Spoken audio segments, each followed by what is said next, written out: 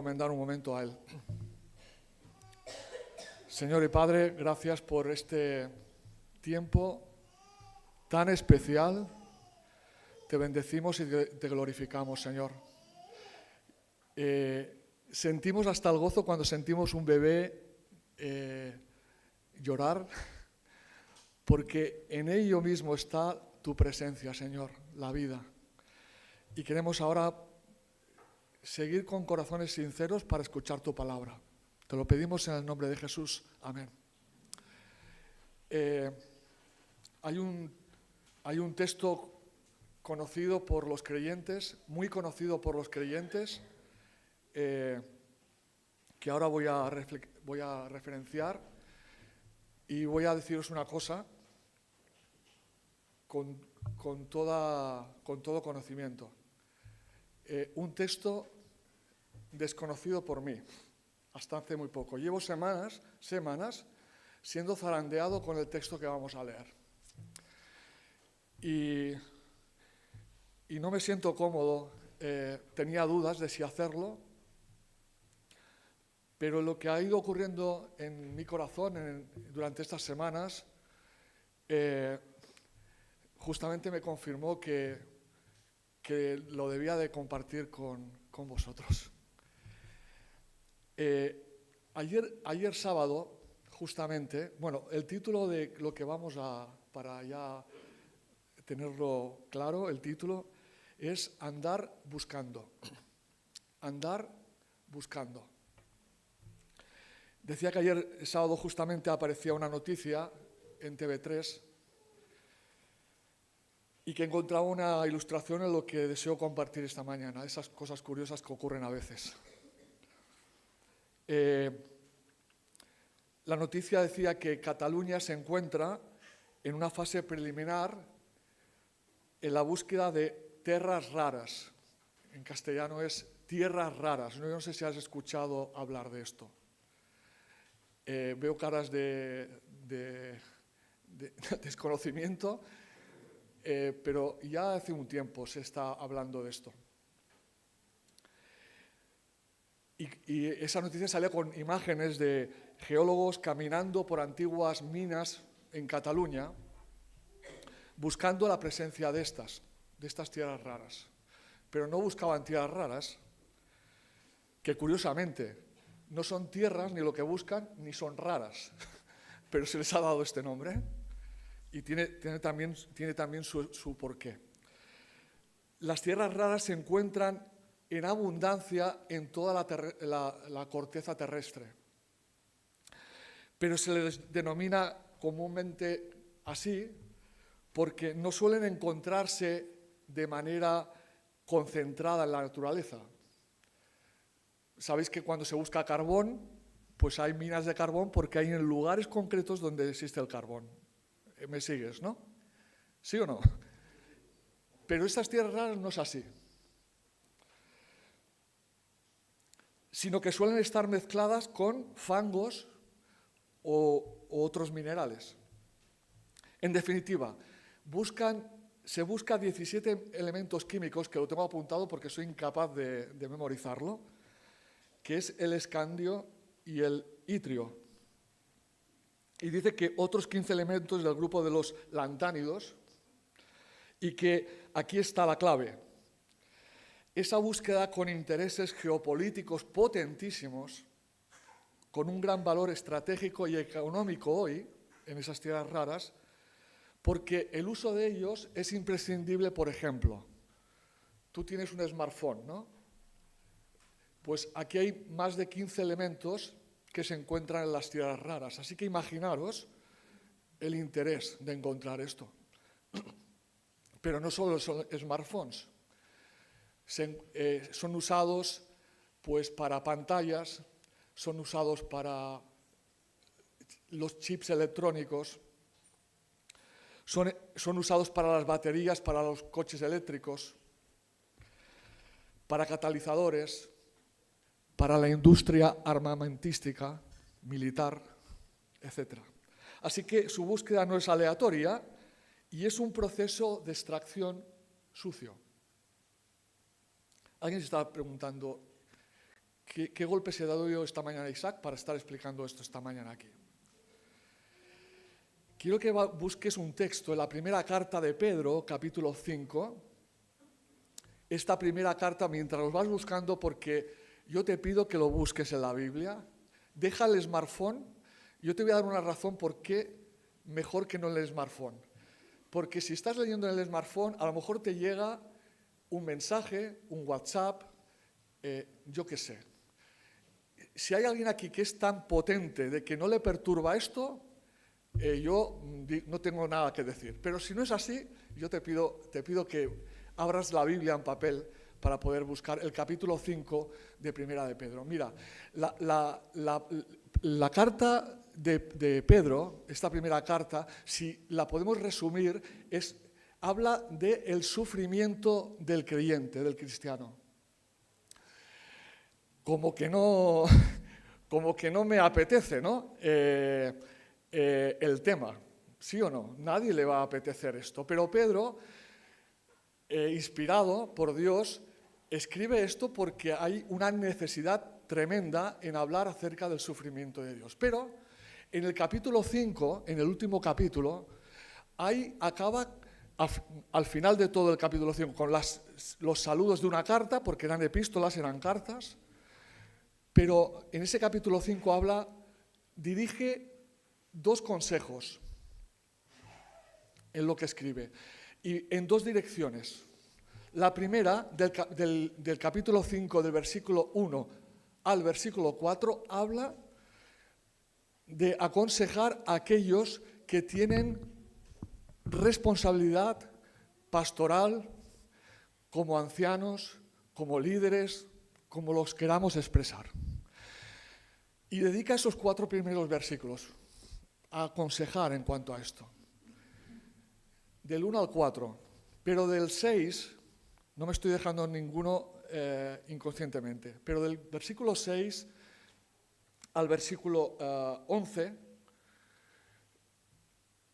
el consejo va dirigido hacia los creyentes. ¿Quiénes son los creyentes? La Iglesia.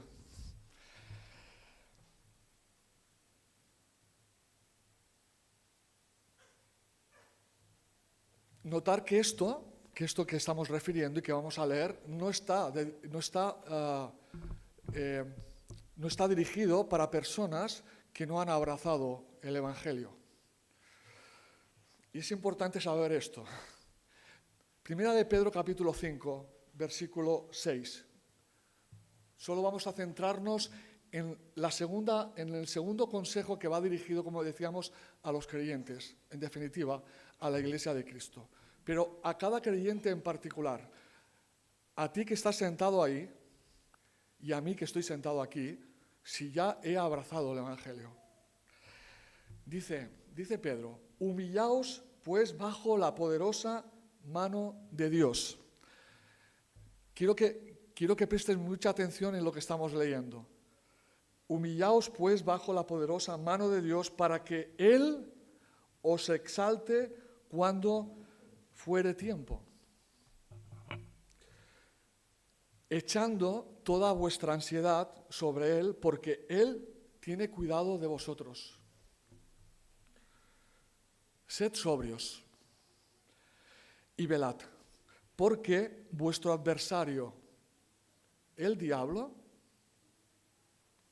como león rugiente anda alrededor buscando a quien devorar. Versículo 9. Al cual resistid firmes en la fe, sabiendo que los mismos padecimientos se van cumpliendo en vuestros hermanos en todo el mundo.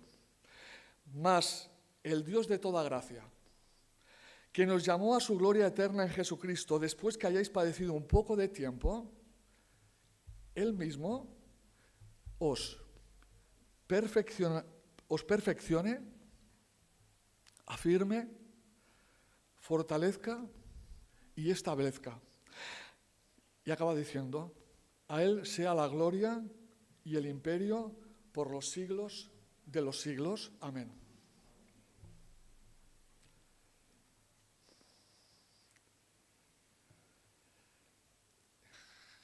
Yo dije que era un texto desconocido para mí. Igual alguno me está diciendo que engañados nos tenías. Cuando estoy diciendo que desconocido es desconocer realmente lo que Pedro está diciendo aquí. He leído, no voy a exagerar, muchas veces este texto, lo he escuchado, pero yo no lo había entendido completamente lo que Pedro está diciendo aquí.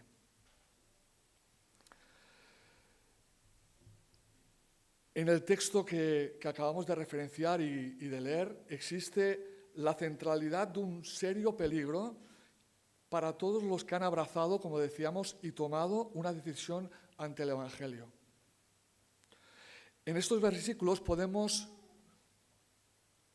identificar claramente tres instrucciones que Pedro da de una forma clara y nos revela en cuanto a este peligro para tomar muy en cuenta a cada uno de los creyentes en Cristo. Quiero decir, además, que lo hace en el tiempo verbal de imperativo. Supongo que entiendes qué quiere decir. Imperativo es ya, hazlo. No habla ni de pasado, ni de pretérito perfecto, ni de futuro. Habla en imperativo. Siéntate, come, sal. La primera instrucción que vamos a ver en este texto, que vamos a intentar ver en esta mañana. Voy a invitarte ahora a que lo leas en primera persona. Yo lo voy a hacer así y quiero que lo leas otra vez conmigo, el versículo 6 y 7. Dice: humíllate, pues bajo la poderosa mano de Dios para que Él te exalte cuando fuera tiempo. Echando toda mi ansiedad sobre Él, porque Él tiene cuidado de mí. Suena un poco diferente, ¿no? Cuando me lo hago en presente. No es mi hermano, yo. ¿Por qué piensas, hermano o hermana, que Pedro está apelando aquí a la humildad? Humíllate, dice, ¿no? Humillaos.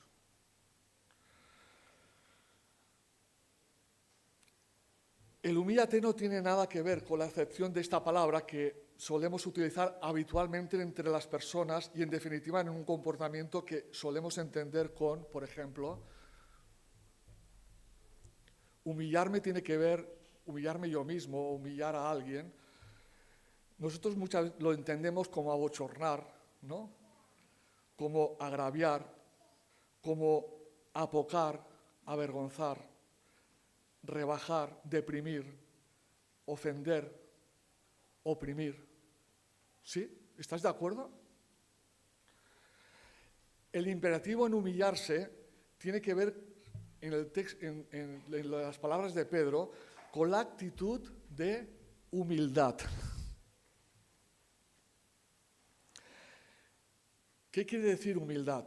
Voy a poner también unos sinónimos a esa palabra. Dice docilidad.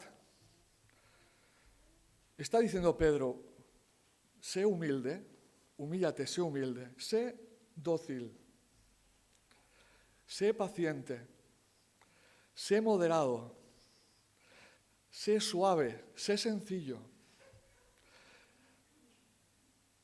sé llano, sé sumiso.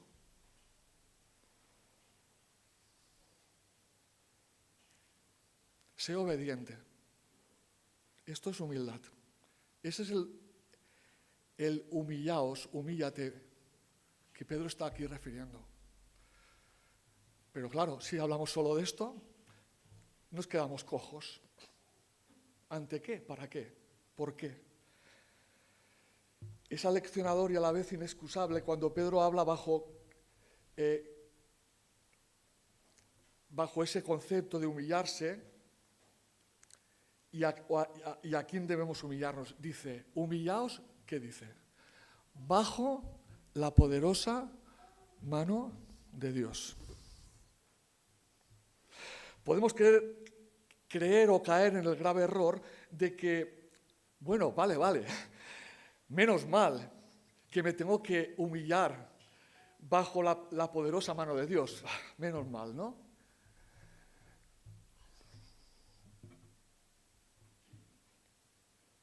Yo he llevado mucho tiempo pensando así.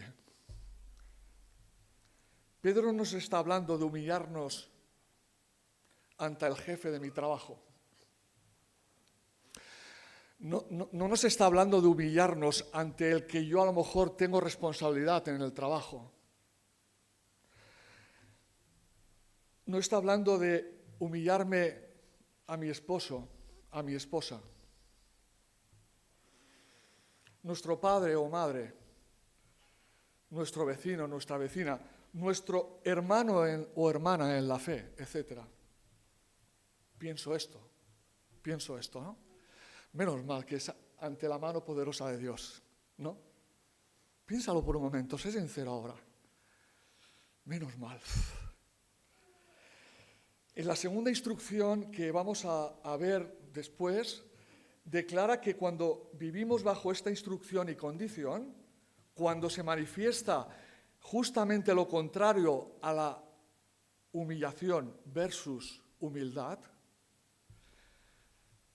bajo la mano poderosa de Dios, lo contrario se manifiesta en mí precisamente ante mi jefe, ante aquel que yo tengo responsabilidad sobre él, ante mi esposo, ante mi esposa, ante mi padre, ante mi madre, ante mi vecino, ante mi vecina,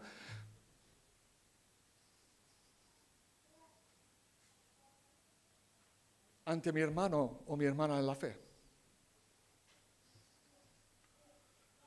Aquí está encerrando una de las dos claves que existen en el texto que hemos leído hace un momento. ¿Cómo crees, pregúntate por un momento, cómo crees, si no, entonces, que se manifiesta no estar bajo la mano poderosa de Dios humillado? ¿Cómo lo crees? ¿Cómo es?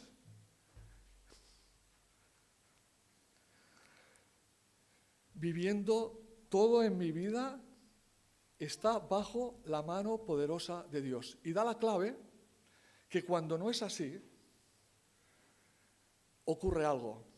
Y Pedro no se lo olvida. Dice, versículo 7, léelo. Dice, echando toda mi ansiedad sobre Él. Porque, fíjate, Él tiene cuidado de mí.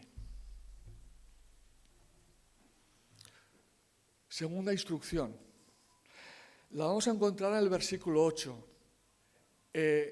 Si alguien tiene el móvil que no está en silencio, lo puede mirar, que vino quizá tarde y no se acordó de hacerlo. Versículo 8 nos da la segunda instrucción. Dice, sed sobrios y velad. Dos imperativos, sed y velad.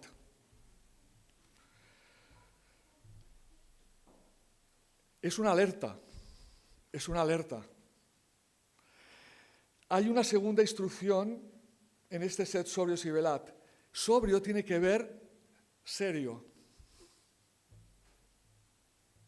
No puedo ser un creyente atolondrado, superfluo, serio. ¿De qué estamos hablando?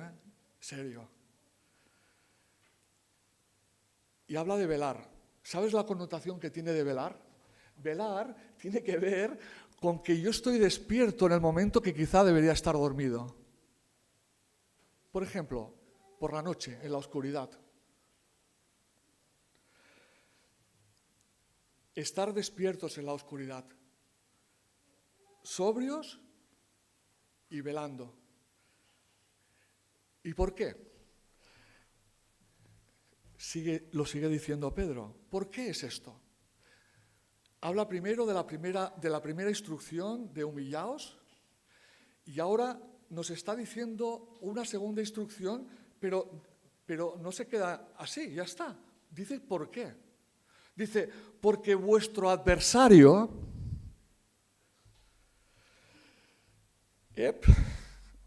al tanto, com diem aquí a Catalunya, al tanto. El adversario es el enemigo, es un enemigo. ¿Estás de acuerdo? Enemigo a la vista.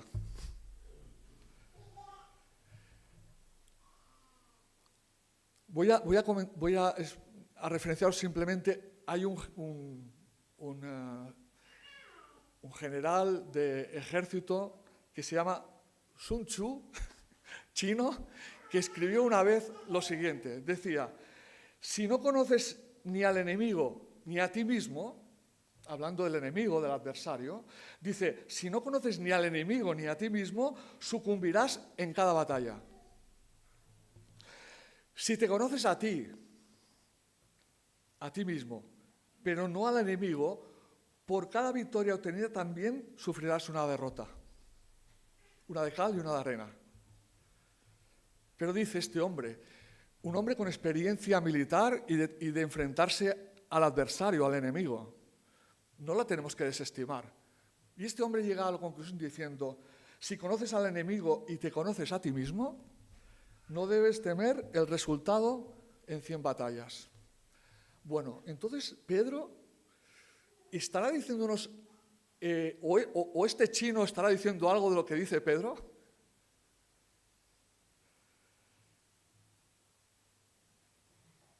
¿Quién es el enemigo? No es muy difícil, lo dice el texto, ¿verdad? El diablo. En griego es el diablo, en hebreo es Satán, Satanás. El enemigo o adversario está identificado, no tenemos que ir a buscarlo. Tiene nombre, sabemos quién es. ¿Sí? ¿Te diste cuenta de esto? Sabemos quién es. Hombre, ¿y alguna batalla podríamos ganar? ¿Sí? ¿No? Según el chino. Sun Tzu.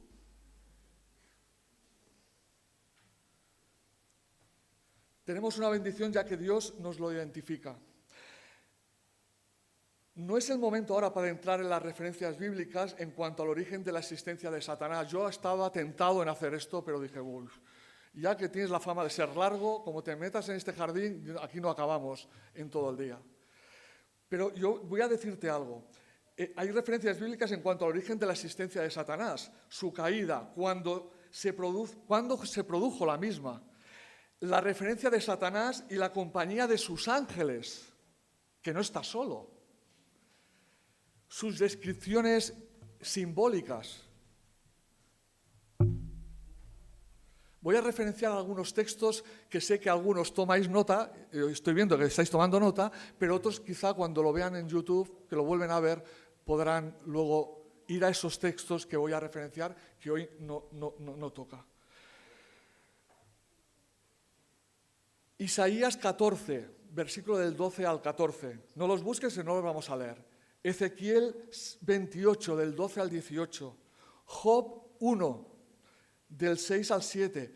Y en el mismo Job, capítulo 38, versículo del 4 al 7. Génesis 3, del 1 al 14.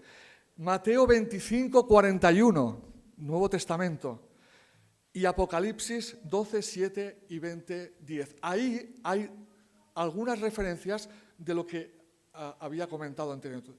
Pero hay otros textos que le identifican con otros nombres, como el tentador, el diablo, el príncipe en minúscula, el Dios en minúscula de este siglo, el príncipe de la potestad, del aire, etcétera, etcétera. Pero ¿dónde está el enemigo? Muchos piensan que Satanás está en el infierno matando moscas con el rabo. Es verdad. Y yo he tenido conversaciones que se piensan, se puede pensar que Satanás está ahí en un lugar, ¿no? En el infierno, ahí entre llamas, ¿no? Con un, ¿cómo se llama? Un tridente, ¿no? Pinchando a no sé quién, y está allí. No quiero frivolizar con esto, pero lo que estamos hablando son palabras mayores y hace falta en un momento pues distender. Pero veréis que no vamos a poderlo distender. Dice, entonces, ¿dónde está? Satanás no opera en el infierno. Más bien Satanás anda por la tierra. ¿Por qué? Bueno, lo vamos a ver. ¿Cuál es el destino de Satanás? Del enemigo, del adversario, del diablo. ¿Cuál es el destino? Es importante saber esto porque Jesús pronto regresará a la tierra. Ojo, porque igual hay aquí alguien que dice, bueno, yo como aún no he entregado mi vida a Dios, como yo no he reconocido a Jesús como mi Salvador, pues es para los creyentes, ¿no? Pues hay una peor noticia. Bueno, no me voy a reír, no me puedo reír. Hay una peor noticia. Jesús regresará pronto a recoger a lo que le pertenece. Él derrotará a los seguidores de Satanás y reclamará a sus elegidos para él mismo, para Satanás. Finalmente, Satanás dice en Apocalipsis 20:10, que lo podéis buscar en casa, dice que será arrojado al lago de fuego.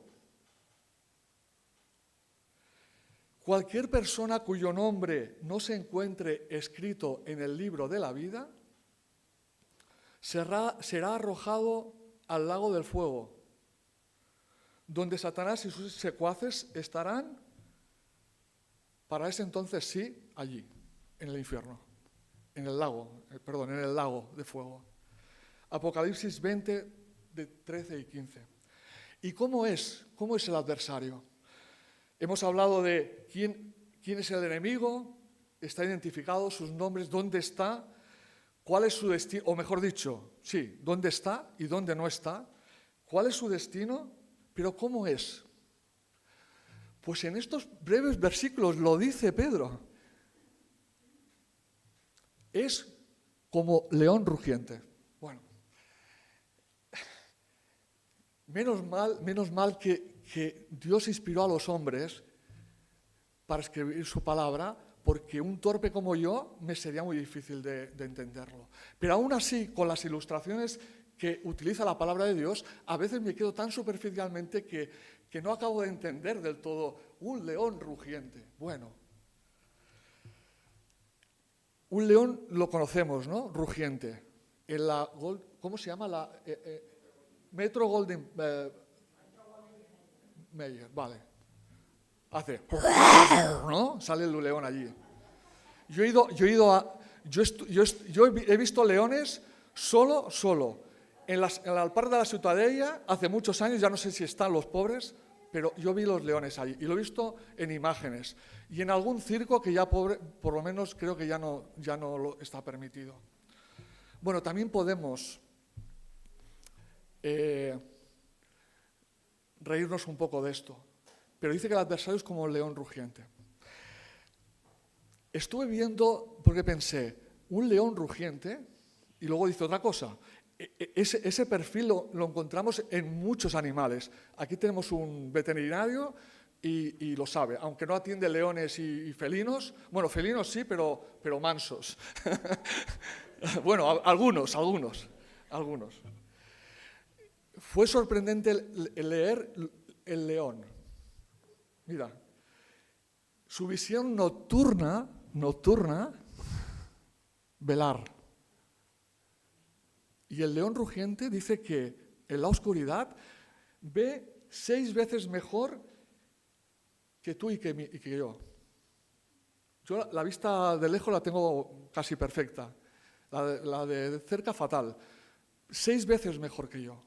Y si tú tienes dioptrías de miopía, 10 o 15 veces.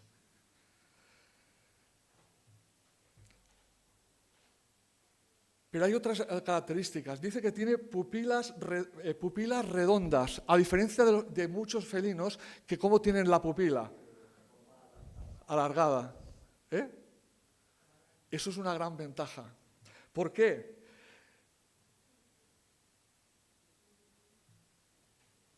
Porque eso le permite, esto que habíamos dicho, ser 6 veces mejor que tú y que yo. Pero además dice que hay una capa reflectante en la parte posterior del ojo que le ayuda a capturar a la luz de la luna en la oscuridad.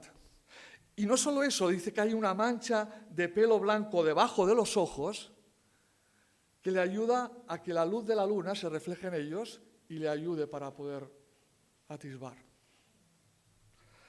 Su olfato es 5 veces superior al de los humanos para oler la presa.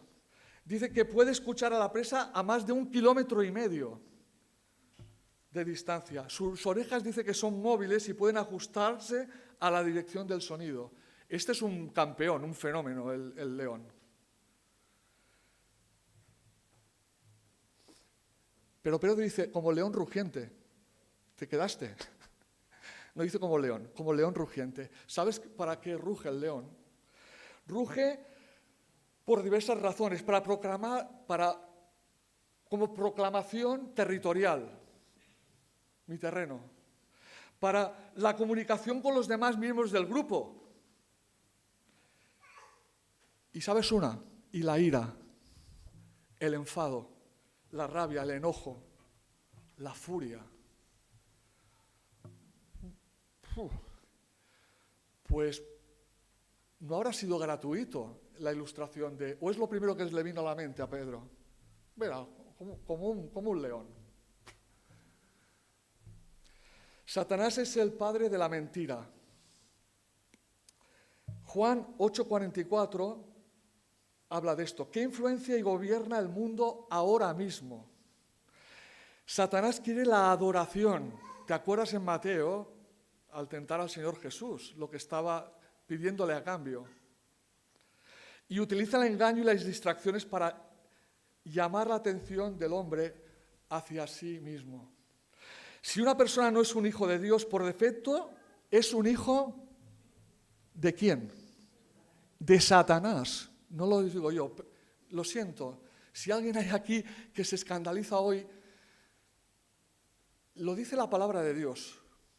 O eres hijo de Dios o eres hijo de Satanás. El Evangelio es claro, no tiene medias tintas. Yo no puedo estar pisando en un lado y a otro de la línea.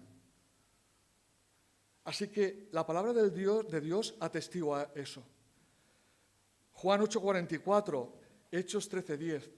En 1 de Juan 3:10 nos dice cómo distinguir entre los dos. Bueno,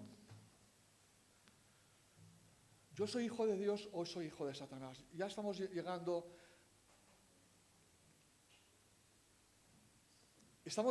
a mi zarandeo, que no sé si te pueda zarandear esta mañana a ti, el Señor. Pero Juan dice en su primera carta, capítulo 3, versículo 10, lo repito, para que lo podamos leer en casa. Dice, en esto se manifiestan los hijos de Dios y los hijos del diablo. Todo aquel que no hace justicia. Ninguno de nosotros hace justicia. Y que no ama a su hermano, ¿qué dice? No es de Dios. Entonces, si no es de Dios, ¿de quién es?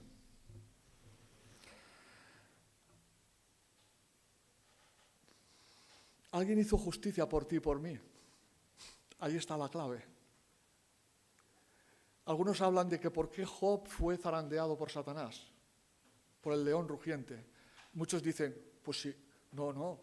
Luego vamos a ver una cuestión que decía, Job era un hombre justo, ¿no? Bueno, ahora no me voy a meter en este jardín también, pero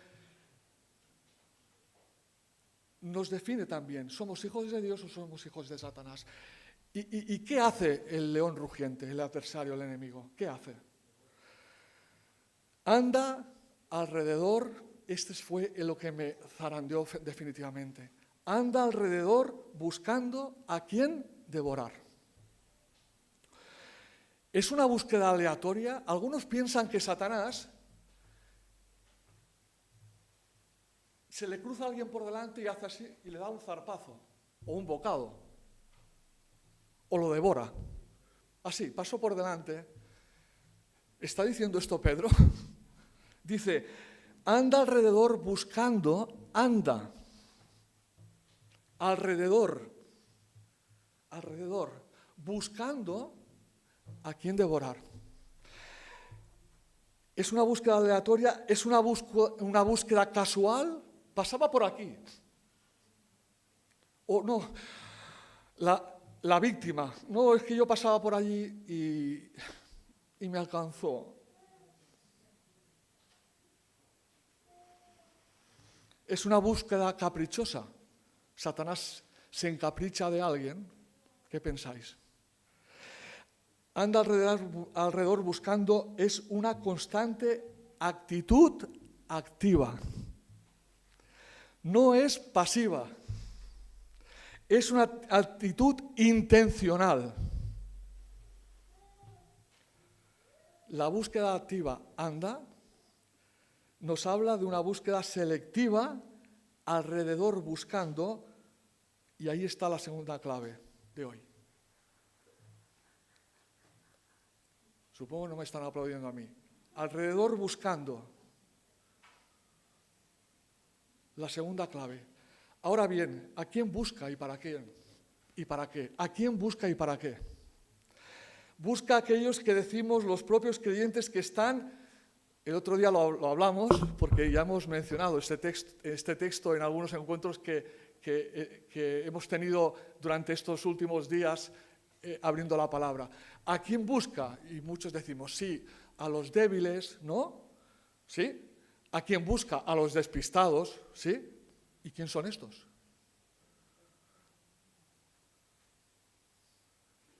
Que Satanás busca a alguien que está haciendo malabarismo y lo pilla despistado mirando la trayectoria de las bolas para no romper la cadena.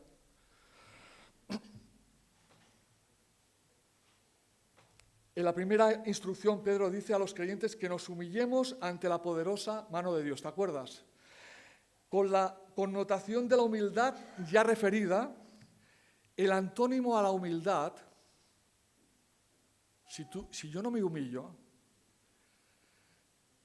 el antónimo a la humildad, ¿sabes cuál es? Con temor lo digo. La soberbia, la altivez, la rebeldía. Primera de Pedro 5:5, el enemigo no lanza dardos de fuego al azar. Si tú piensas, querido hermano, hermana, que yo también pensaba esto, que Satanás hacía así, cerraba los ojos y lanzaba el dardo a ver quién pillaba, ¿no? Como aquellos que ven pasar una bandada de, yo qué sé, de aves y dan tiros al aire y a alguien pillan.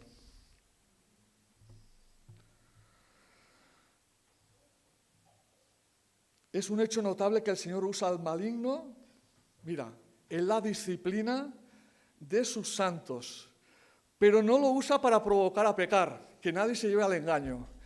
Satanás no está buscando para hacerlo pecar. Ese no es el objetivo. Porque en el nuevo nacimiento de Cristo, Cristo ya venció el pecado. El poder del pecado en mí. ¿Te das cuenta? Así que está vencido.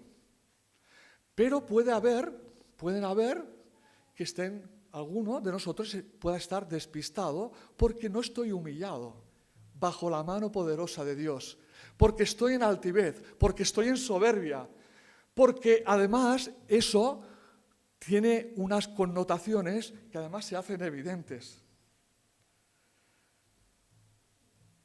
Lo usa hasta donde Dios mismo sabe y quiere para disciplinar a sus santos. Y te voy a decir algo más importante aún. Dios identifica a sus hijos cuando los disciplina, no para que caigan y sean devorados. El Hijo de Dios siempre va a salir vencedor, siempre después de la disciplina. Siempre. Si no sale vencedor, quizá no es hijo de Dios. Pero vivimos muchas veces en este engaño.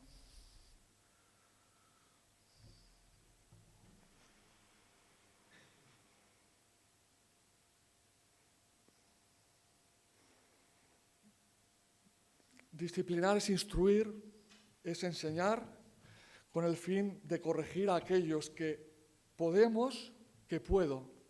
Hablo en primera persona. Lo he estado haciendo durante días y días y días. Y ¿sabes una cosa? Que ahora no puedo dejar de hacerlo. Pero a lo mejor en algún momento lo dejaré de hacer.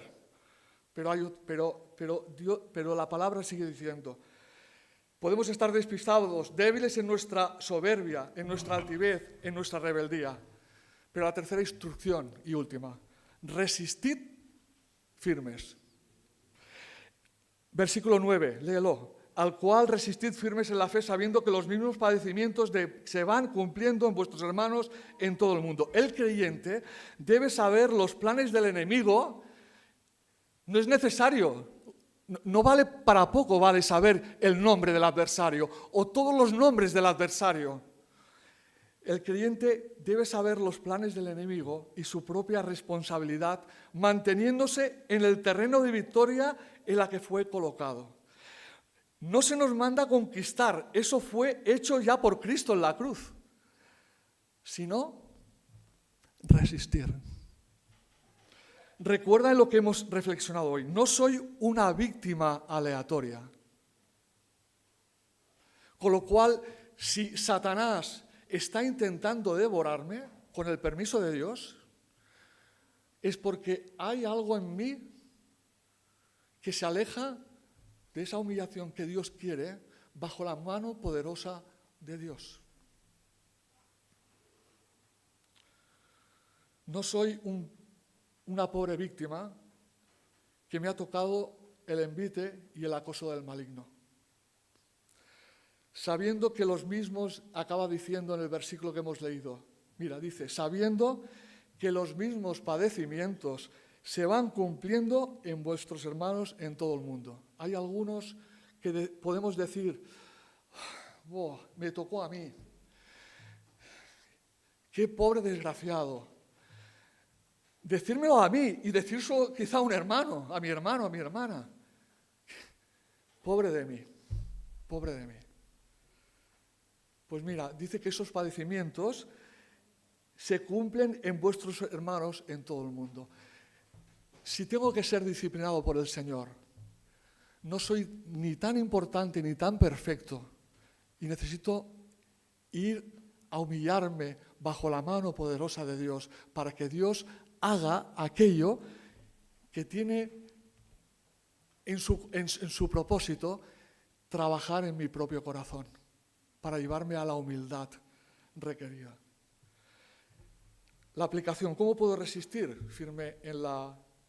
Porque hemos dicho que la tercera instrucción es resistir firmes, que resistir firmes es ponerme bien tieso y me den mastagotes y ni moverme, no. Dice resistir firmes en la fe, en la fe. Y ya llegamos al punto que alguno dice, ya estamos, como siempre. Claro. La arrogancia me lleva a esto quizá, a pensar de esta forma, pero mira, dice, ¿cómo puedo resistir firme en la fe? A lo mejor lo has leído, es igual, decenas de veces. Lee Efesios capítulo 6 del versículo 10 al 19, no lo leas ahora. Habla como ahí vas a poder resistir firme en la fe. Humillado, de poco va a servir querer ponerte esa armadura cuando mi corazón no está humillado bajo la mano poderosa de Dios, porque no va a haber esa protección para resistir firme. Sé sincero con Dios. Ahora, un momento, hermano, hermana. El Dios que todo lo sabe.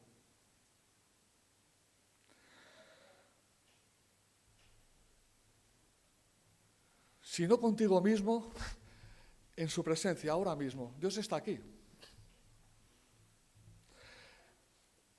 Leo y busco la palabra de Dios regularmente con el propósito de que Dios me hable a mí y para mi intimidad, y de esta manera humillarme en el poder de la mano poderosa de Dios?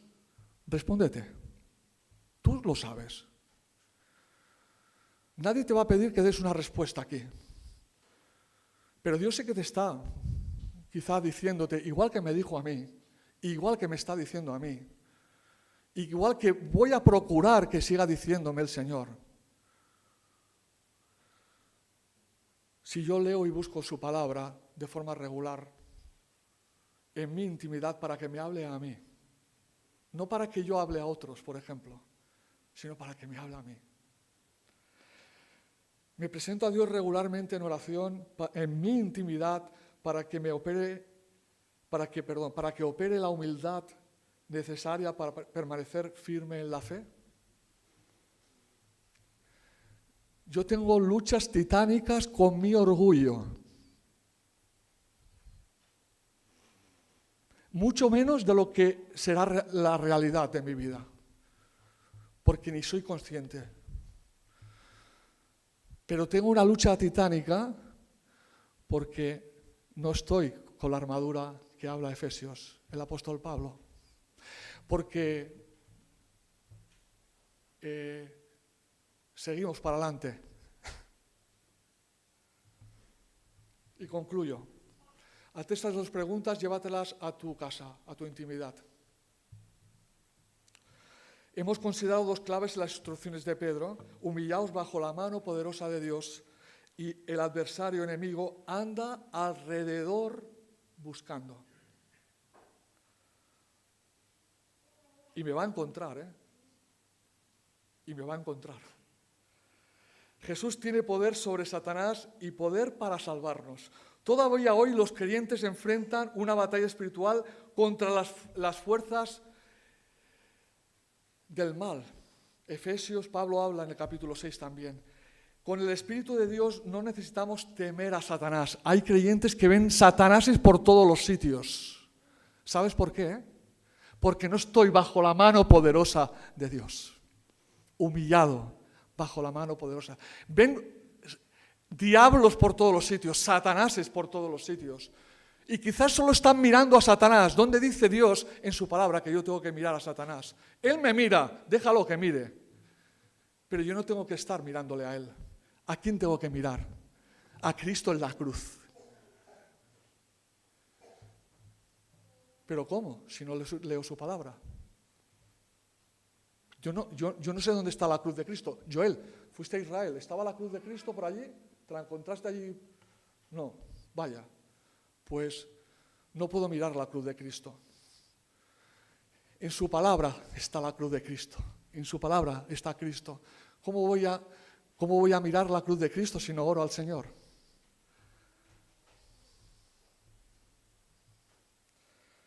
Con el Espíritu de Dios no necesitamos temer a Satanás o a los espíritus malignos.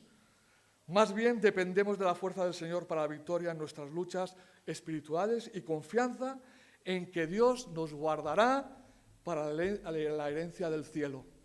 Mayor es el que está en nosotros que el que está en el mundo, dice Primera de Juan. Y acabo con los dos versículos. Me dejé un versículo a propósito, que era el versículo 5, que no hemos leído. Hablaba a otra parte, no eran ni los responsables ni era la iglesia en general, eran los jóvenes. No sé si te fijaste alguna vez. ¿Y qué habla? Habla también de qué, de humillarse a los jóvenes. Se presupone a los jóvenes con poca experiencia, ¿no? ¿Sabes una cosa? Los que tenemos ya experiencia, tenemos mayor delito. Tenemos mayor excusa. La experiencia no vale para humillarse delante de Dios. Pero la vanidad del mundo, que en el joven aún, como cuando yo era joven, así de claro, me cautivaba, ¿no? Fíjate que es la misma clave que dice ahí en el versículo 5, pero acabo con estos dos versículos que dice, clave en todo esto, si alguien aún no ha abrazado el Evangelio, tú, si no has abrazado el Evangelio, no vas a tener las acechanzas. Nuestra naturaleza humana ya nos lleva a pecar. No hace falta buscar nadie que me ayude, no hace falta nadie que me empuje. Dice la palabra, mi propia concupiscencia. Pero mira, estás a tiempo para que seas probado, que disciplinado. Claro, porque muchos hermanos en el mundo les está ocurriendo ahora y les va a ocurrir y nos va a ocurrir. Mas el Dios de toda gracia, que nos llamó a su gloria eterna en Jesucristo, después que hayáis padecido un poco de tiempo, hermano, hermana, dice, Él mismo os perfeccione, os afirme, os fortalezca y os establezca. Ese es el objetivo. No. ¿Sabes cuál es el objetivo? Que por medio de esto, a Él sea la gloria y el imperio por los siglos de los siglos. Puedes despedir, porque yo ahora estoy un poco...